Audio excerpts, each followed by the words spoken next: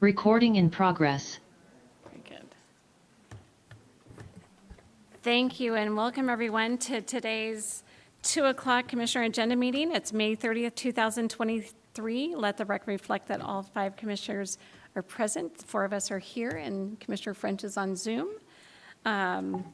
With that, there was no written comments that were received for today's agenda, so we will start with our open public forum, and I do have 5 people for that, and since that's 15 minutes, those will be the 5 people that would be speaking today. So I will start with Anna Trusty, if I said the name right. And for everyone wishing to speak, you have 3 minutes. State your name and address for the record, and then the 3 minutes will start after that. Anna Trusty, 731 South Garfield Street, number 23. Hello, County Commissioners. As you all already know, I work for Mia Mujeres in Action as the Communications Director. If you think you don't know me, you can check your inbox. I started as a volunteer and an advocate for survivors of domestic violence and/or sexual assault, mostly within the Spokane Latinx community. We partner with the Y and Lutheran Services so that we serve Spokane County in the most efficient, effective, and culturally appropriate way. Many of the survivors we serve at MIA do not speak English, and they don't understand their rights. They don't call the police, and they don't go to court. The system is not made for them. We have witnessed and experienced a county service that can't help because of a lack of access to interpretation services and have told us to come back with a person that speaks English. As we advocate for survivors and accompany them to different Spokane County agencies, we notice that our public services are not prepared nor trained for offering culturally responsive interpretation services to Spokane residents.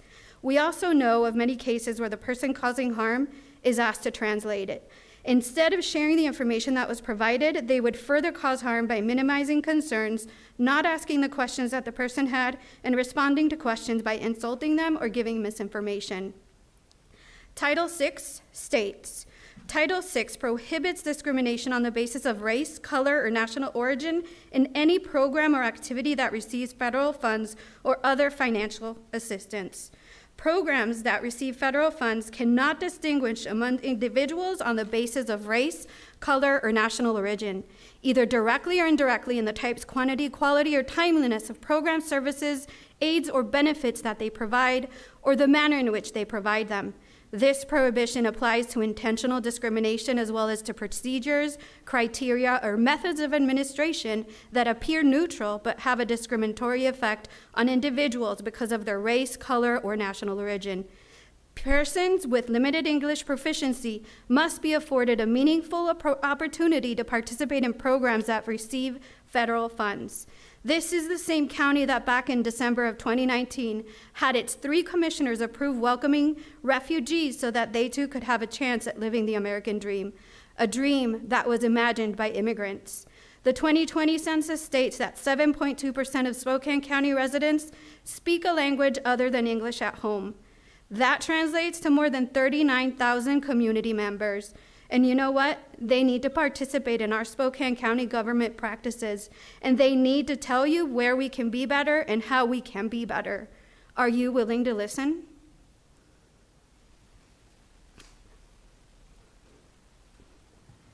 We are here listening. This is an open public forum, so it's not a debate. Okay, but I know that you can respond if you wanted to. Thank you. Thank you.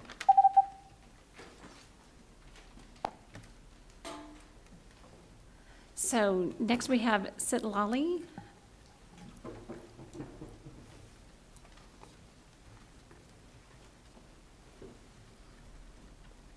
Hola, yo soy Citlali, vivo en 6315 Norte Washington, Spokane 99208.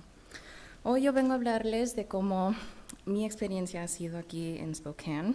Llegué a Spokane hace aproximadamente 3 años y rápidamente me introducí a la comunidad latina a través de mi trabajo, pero rápidamente también me di cuenta que los servicios aquí en Spokane no son muy accesibles. Desafortunadamente yo he tenido varias experiencias trabajando con participantes o personas en la comunidad donde van a pedir ayuda a la comunidad, a los servicios, a la policía, a la corte, y nadie les puede atender porque no entienden el lenguaje que les estamos hablando. En una experiencia fui al hospital con una mujer que ya había desafortunadamente perdido un bebé en el pasado aquí en Spokane.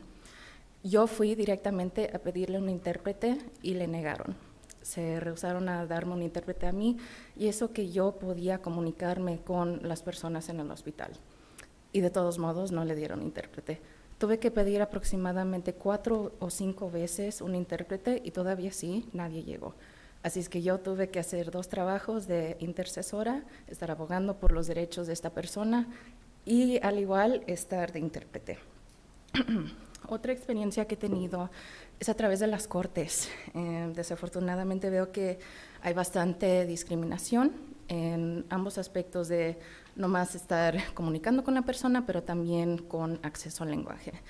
Desafortunadamente en esta experiencia, en cuanto la persona entró y estaba tratando de pasar seguridad, le empezaron a gritar simplemente porque esta persona no entendía que le estaban pidiendo que tomara un momento para que la pudieran revisar correctamente.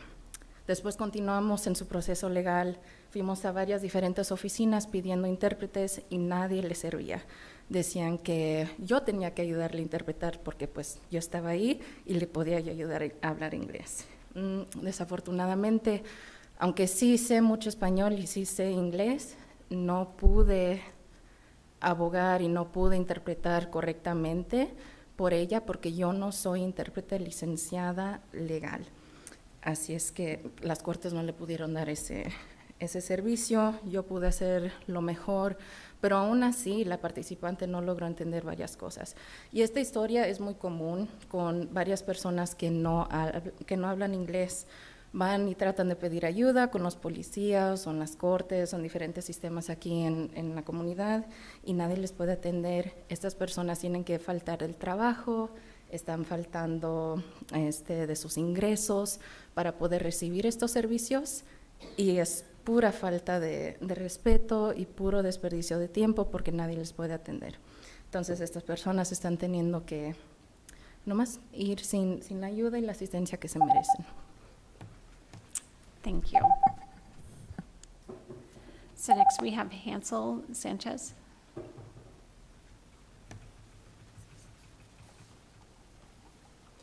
Buenas tardes, mi nombre es Hansel Sánchez y vivo en 1648 Crown Avenue.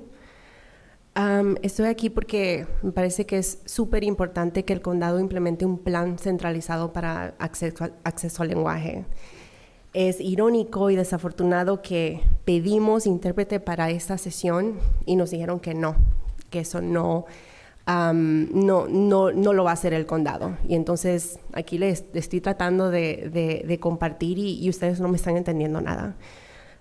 De todas maneras, pues quiero compartir que la falta de acceso al lenguaje en el condado me ha impactado a mí y a mi familia. Tengo familiares que no hablan inglés y, por ejemplo, para sacar la tablilla del carro o cambiar el título de un vehículo, tengo que estar yo o alguien más que pueda hablar inglés para poder traducir. Y siempre es un problema. Lo mismo a mi papá, no hace mucho le robaron su carro, y entonces para llamar a Crime Check tenía que hacerlo yo. Él no lo podía hacer porque no hablaba inglés, y entonces tenía que asegurarme de yo estar ahí para cuando el policía llegara para poder traducir. Entonces, no todo el mundo tiene familiares o personas que puedan hablar inglés y ayudarles a traducir. Entonces, por esas personas estoy abogando. Yo en mi línea de trabajo trabajo con la comunidad, con inmigrantes, con sobrevivientes de violencia doméstica y agresión sexual que no siempre tienen a alguien que le provea intérprete. Como ya había mencionado mi compañera anterior, de que nuestros sobrevivientes no están teniendo acceso a justicia en las cortes porque no pueden comunicarse en inglés y no les están dando intérprete. Ese es negarle los derechos a una persona, y el mensaje que envía nuestra comunidad es de que no pertenecemos aquí, de que esa no es nuestra casa, cuando sí lo es. Amamos a Spokane, contribuimos en Spokane, pagamos taxes en Spokane, y cuando pagamos taxes no nos están pidiendo qué idioma hablamos, sí toman nuestro dinero. Entonces lo menos que merecemos es poder tener acceso al lenguaje y a intérprete para cuando busquemos los servicios del condado. se necesita, y de una manera práctica pues le va a convenir al condado. El personal de condado, si tuviera un plan de acceso al lenguaje y saben cómo proveer intérprete, se pueden ahorrar tiempo de personal, pueden ahorrarse dinero, porque entonces ya están ayudando a las personas con una sola interacción en vez de tener gente que va y viene por el mismo problema. Eso gasta dinero al condado. Entonces es necesario que haya un acceso al lenguaje para las personas.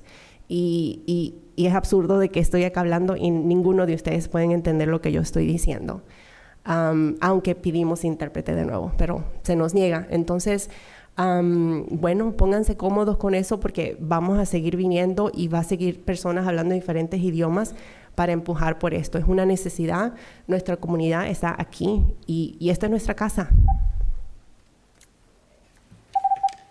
Thank you. Next, we have Brianna Franzen.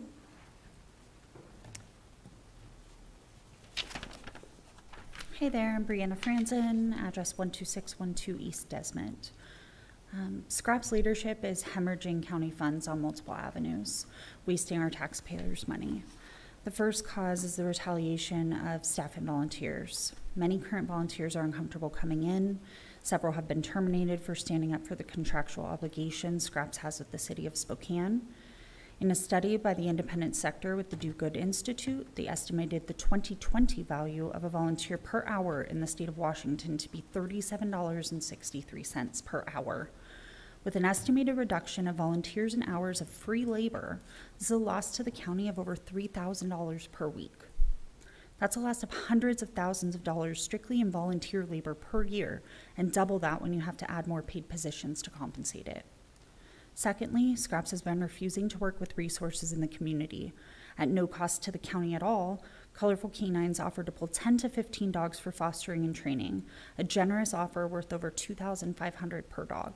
That's a loss of $40,000 in donated resources that would create open space for accepting strays in the shelter, reduce the chances of dogs being returned due to unwanted behaviors, and would rebuild the trust within the community by showing their willingness to collaborate for better animal welfare.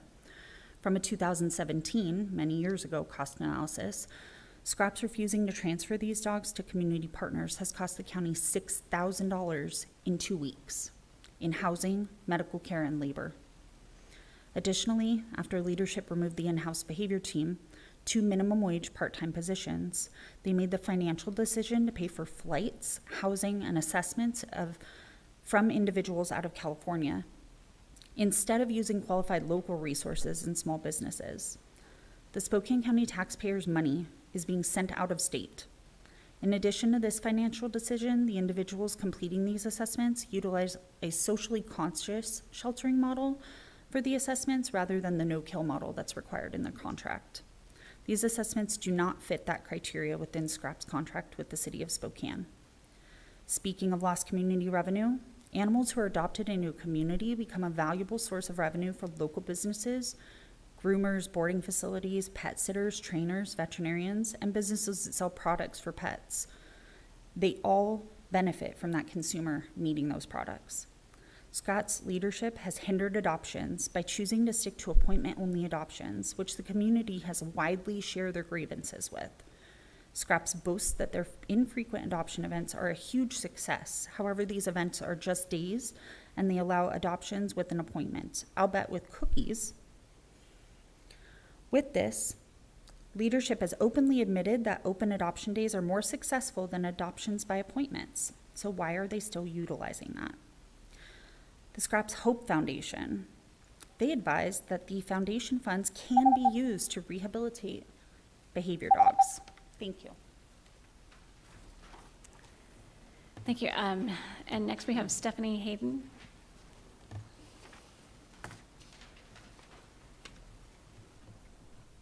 Stephanie Hayden, 13319 East 11th Avenue, Spokane Valley. Over the last couple of weeks, I have spoken on behalf of my coworkers, Scraps volunteers, and community members on the issues present at Scraps.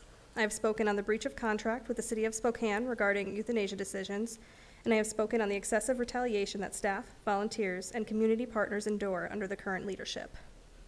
Today, I'd like to speak to you on how the leadership, appointed by the Board of County Commissioners, is failing the community. The Senior Director of Community Affairs is appointed by the Board of Commissioners and provides direction and vision to Scraps. Kat Nichols was appointed to this position. A main function of her position is to promote a commitment to quality community service. In the weeks past, the community has presented an abundance of evidence to support that these needs are not being met with her control. Kat Nichols is also responsible for appointing the position of Regional Animal Protection Director and consequently the Shelter Operations Manager position. Regardless of the individuals in these positions not meeting the basic educational or residential requirements or skills and abilities to excel at their positions, the county specifically lays out behavioral standards for every county employee. County employees are responsible for contributing to a positive work environment and actively demonstrating the county values in their daily work and interactions. Per the county values, employees must demonstrate the following: respect, appreciating and valuing customers and county employees by showing courtesy, friendliness, and fairness. This does not include retaliation. Integrity, modeling ethical behavior and demonstrating it with honest actions. The unethical behavior demonstrated by leadership by advising on problems outside their knowledge and experience is grossly unethical. Innovation, striving for excellence by actively pursuing opportunities for new and improved methods. Scraps has shut down opportunities presented by community partners and has taken backward steps in animal welfare. Accountability, honoring and delivering on commitments by taking responsibility for personal actions and results. It's time to take accountability. It is imperative that the community and local government provide their local shelters with the support they need to succeed. The community has stepped up. Now we need our local government to act. Show respect for your community, model integrity, strive for innovation, and take accountability in the fact that leadership that was appointed for Scraps is failing. Appoint leadership that is educated and experienced in contemporary animal services and best practices to adequately serve the community. Thank you. Thank you. So that is everyone that I have signed up for open public comment. So then I will close the open public comment at this point in time as we've gone our 15 minutes. I will look to my fellow commissioners to see if there are any items that they'd like to strike from the agenda today.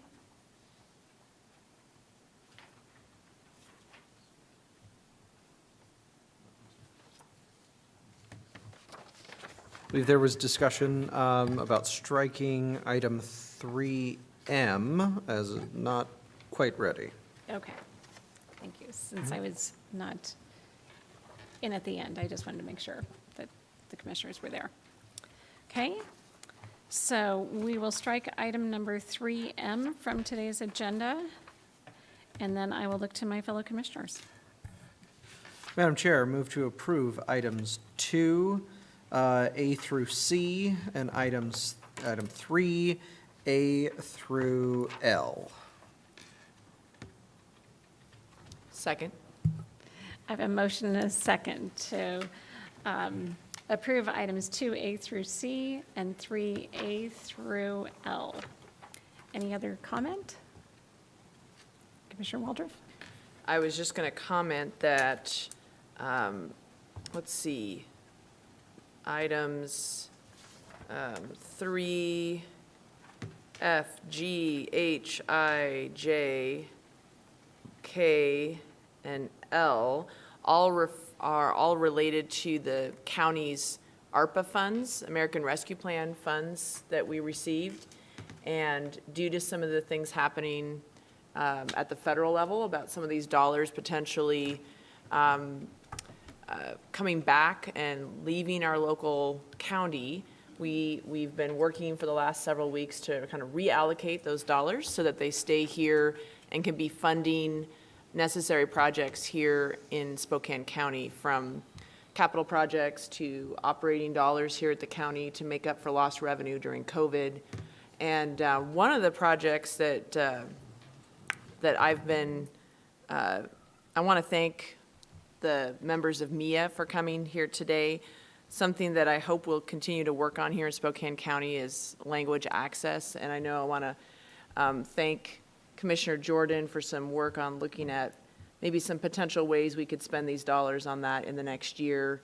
So I'm open to that. I think it's a great opportunity, but right now, these are just putting all these dollars into different categories so that we know that the dollars will remain here in Spokane County, rather than getting taken back at the federal level. So I just want to thank the staff, Heather and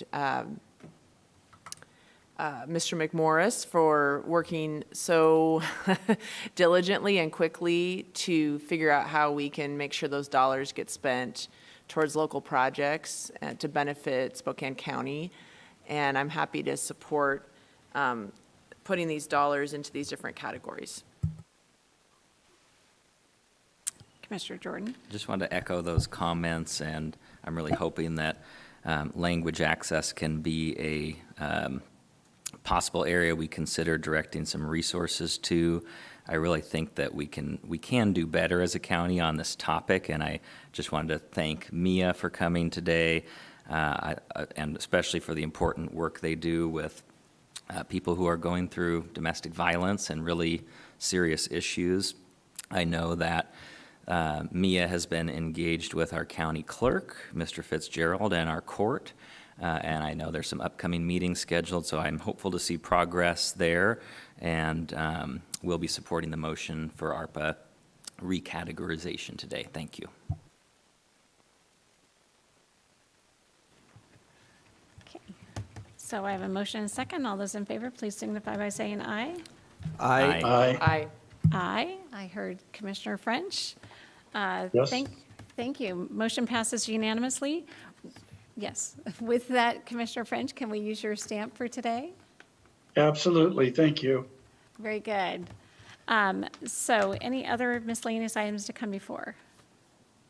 Nope. Okay. So we do have a continued executive session item from earlier this morning, our morning meeting that we had to extend. So that is 15 minutes, and I believe Commissioner Jordan, I'm sorry, Chris Anderson, other Chris. If you could state the executive session reason and who will be in the executive session for this one, since it is extended from this morning, I would appreciate that. And then we will take, I think it takes usually about 5 minutes to kind of clear everybody out and change the Zoom. So I know Commissioner French, you're on a tight timeline, so I'm not sure if you're able to join us for that. Okay, thank you. So it'll just be the 4 commissioners that are present here that will be in that executive session, and then Mr. Anderson. And this matter is going to come for executive session under pending potential litigation pursuant to RCW 4230-110-1I. As I understand it, in addition to the board, CEO Scott Simmons, myself, Matt Koza, Deputy Prosecutor from my office will be present, along with Kyle Tuig, and I believe at least one member of his staff, Louis Grampf. And I believe that is everybody that we'll need, and I think we'd wanted 15 minutes for that. Okay, I believe that's acceptable. very good. No action will be needed. Okay, very good, thank you. So it is 2:27. We'll go into executive session in 5 minutes. So that will be 2:32. Thank you. So I'm not.